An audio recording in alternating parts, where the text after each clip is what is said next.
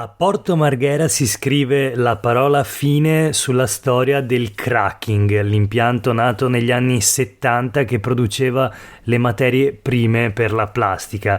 Oggi invece è quasi tutto riciclato. Picchetti e sciopero, questa è la reazione dei lavoratori che annunciano: noi lotteremo fino alla fine. Questo è Sveglia Veneto, il primo podcast dedicato all'informazione vista da nord-est.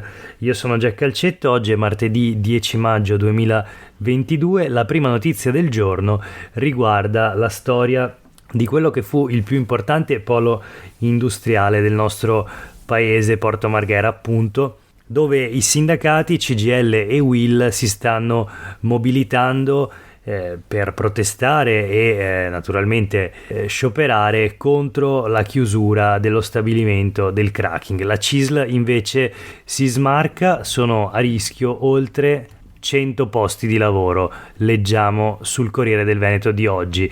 Ma allora ripercorriamo in breve la vicenda grazie a questo articolo di Francesco Bottazzo appunto sulle pagine del Corriere del Veneto.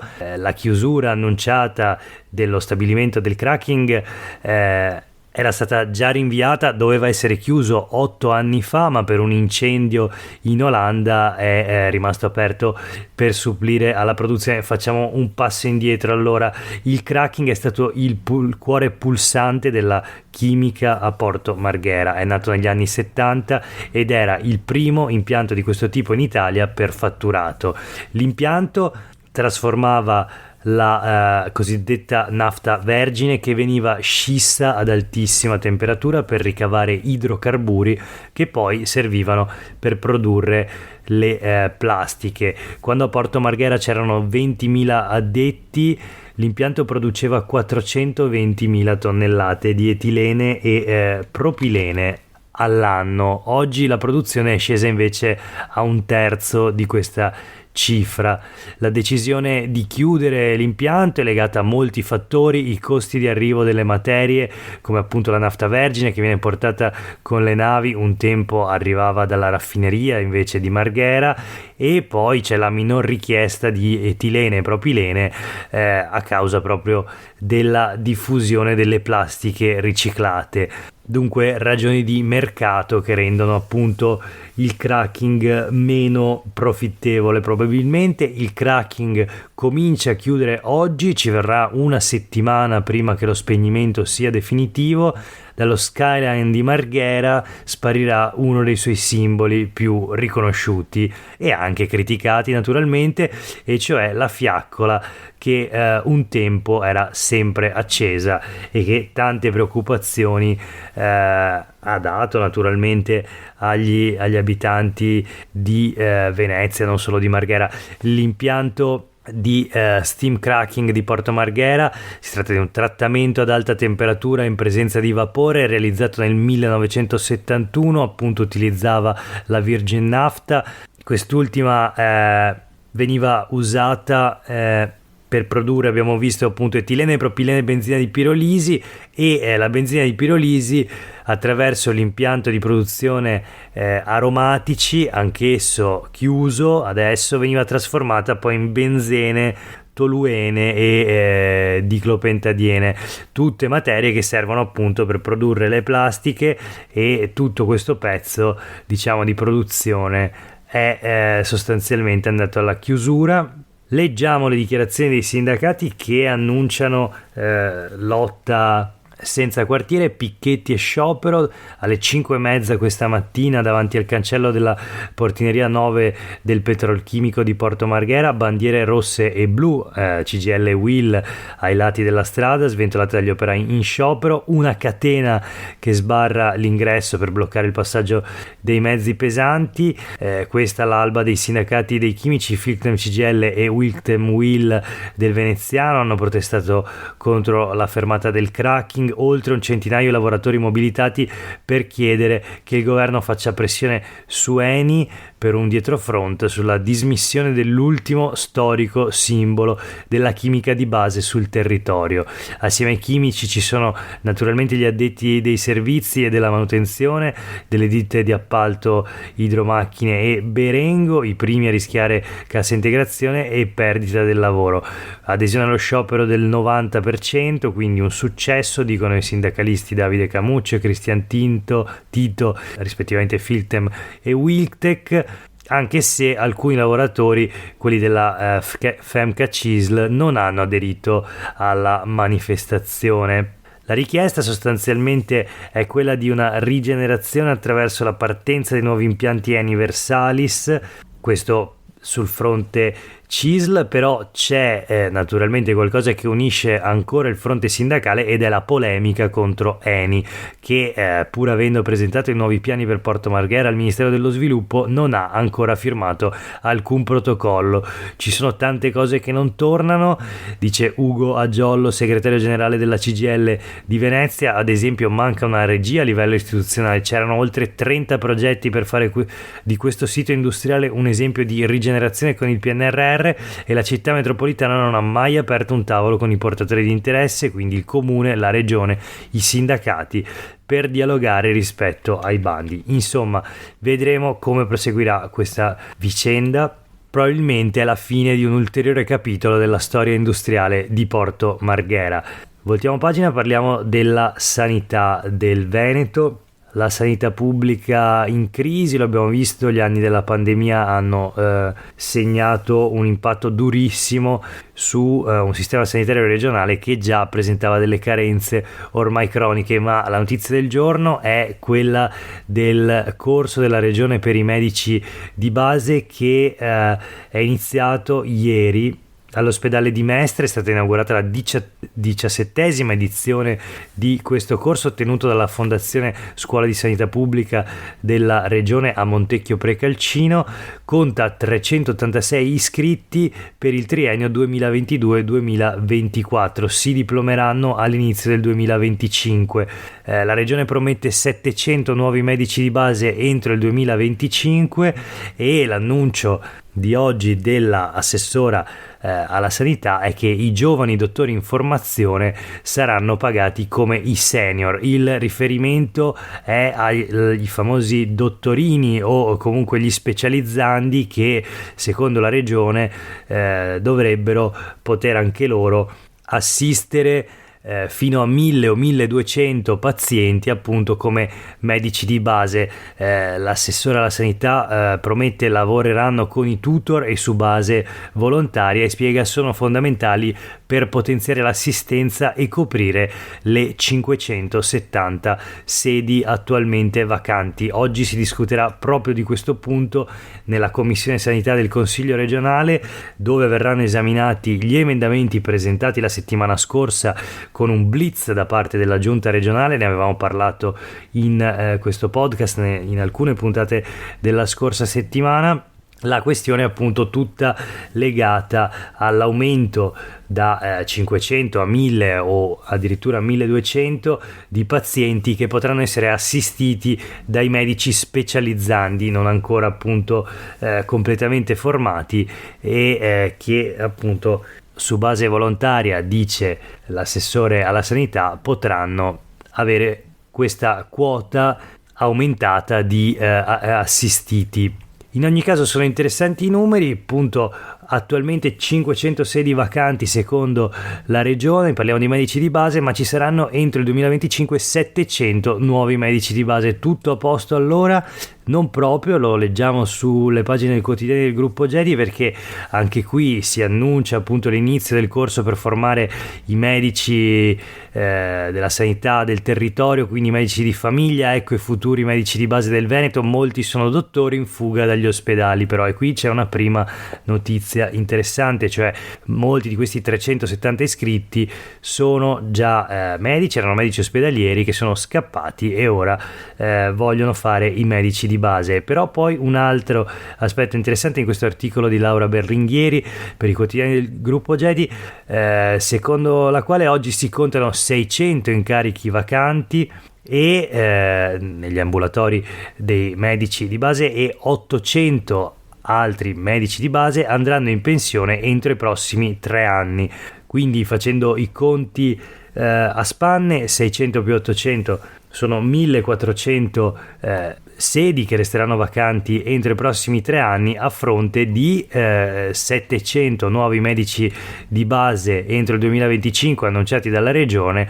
La differenza è di 700, quindi i conti non tornano e il rischio, veramente confermato a quanto pare da questi numeri almeno, è quello di avere un numero addirittura crescente di aree carenti, quindi zone del territorio regionale senza medici di famiglia. Questo naturalmente leggendo così rapidamente i numeri che si leggono sui quotidiani di oggi. C'è anche una lunga replica del direttore generale dell'area sanità della regione Veneto, quindi il dottor Luciano Flor, che risponde a un articolo di stampa pubblicato ieri dai quotidiani del gruppo Gedi, di cui avevamo parlato proprio in questo podcast nella puntata di ieri.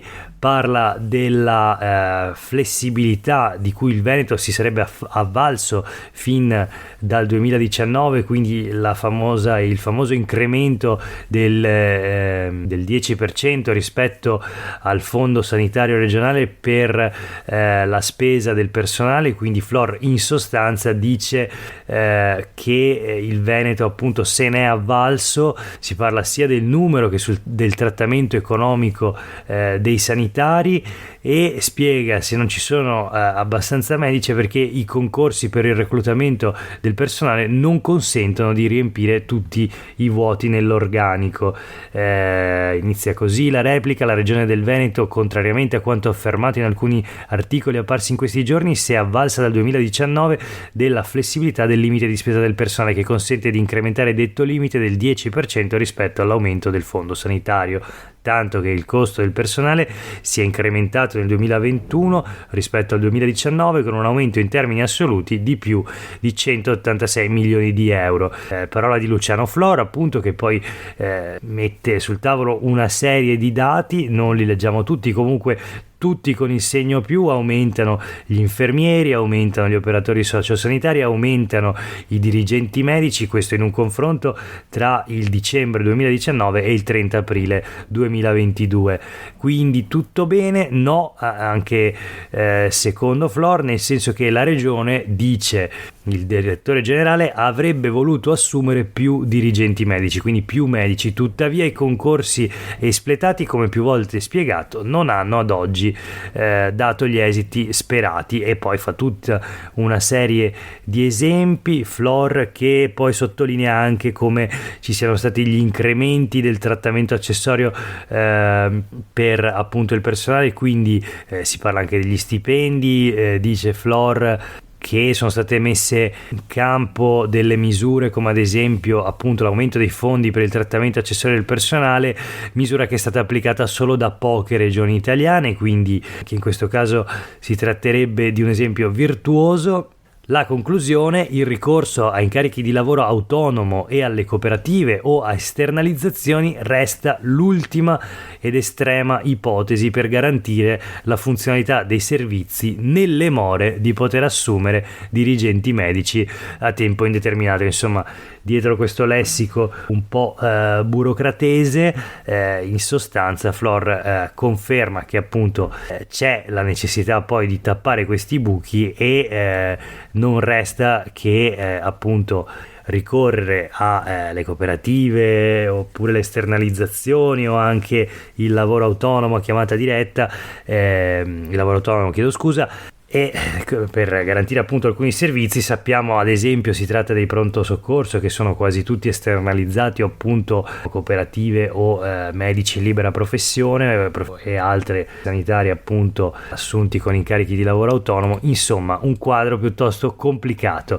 ma noi voltiamo pagina e chiudiamo con alcune notizie flash. La tragedia: 17 anni, travolto mentre torna a casa domenica sera, ucciso da un poliziotto ubriaco, leggiamo sul Corriere del Veneto di oggi. Nel sangue dell'agente un tasso alcolico oltre il doppio del limite consentito. Intorno alle 22 di domenica un ragazzo di 16 anni originario di Morgano in provincia di Treviso stava tornando a casa dai genitori dopo la serata in compagnia della fidanzata.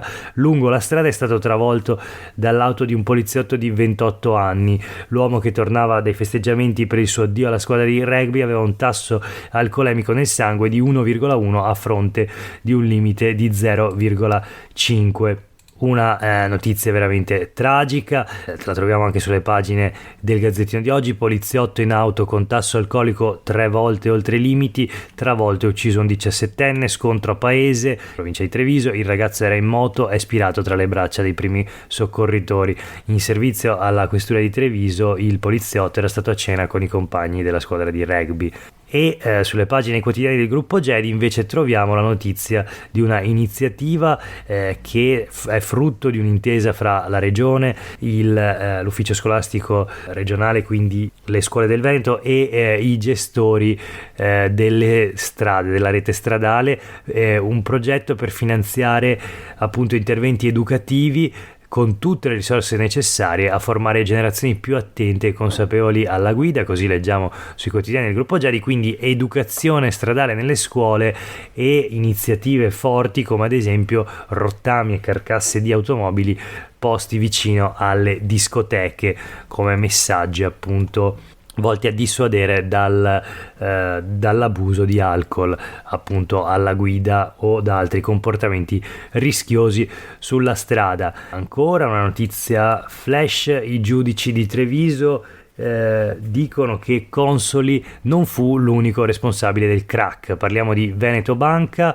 il caso del crack appunto delle banche popolari. Sono state depositate le motivazioni della condanna presso il Tribunale di Treviso, condanna a 4 anni dell'ex amministratore delegato di Veneto Banca, quindi Vincenzo Consoli, uomo solo al comando e unico responsabile del crack di Veneto Banca. I giudici non credono alla teoria della procura, che ha portato a processo il solo amministratore delegato dell'ex popolare per ostacolo alla vigilanza, aggiotaggio e falso in prospetto, costandogli una condanna a 4 anni in reclusione. E quindi nelle 186 pagine di motivazioni della sentenza parlano di una gestione troppo complessa.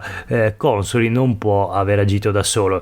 L'articolo di Marco Filippi sulle pagine dei quotidiani del gruppo GEDI.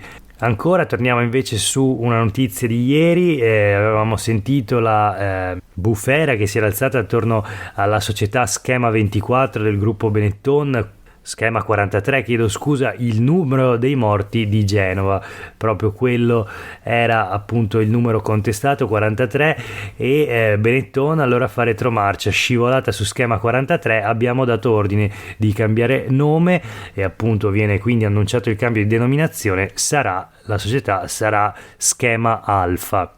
L'ultima notizia di oggi è un'iniziativa curiosa, un corso itinerante per formare idraulici, introvabili, necessari, specie nell'emergenza di casa. Gli idraulici continuano ad essere una categoria professionale a basso costo e ad alta richiesta.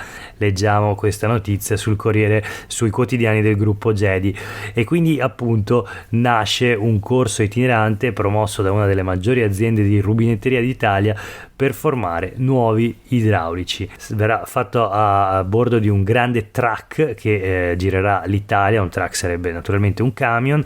È partito anzi già ieri da Verona e in collaborazione con l'Istituto Professionale Salesiani Don Bosco formerà 140 nuovi giovani idraulici già studenti della scuola. Questa era l'ultima notizia di oggi, grazie per aver ascoltato Sveglia Veneto, io sono Jack Calcetto, a tutte e tutti voi una buona giornata.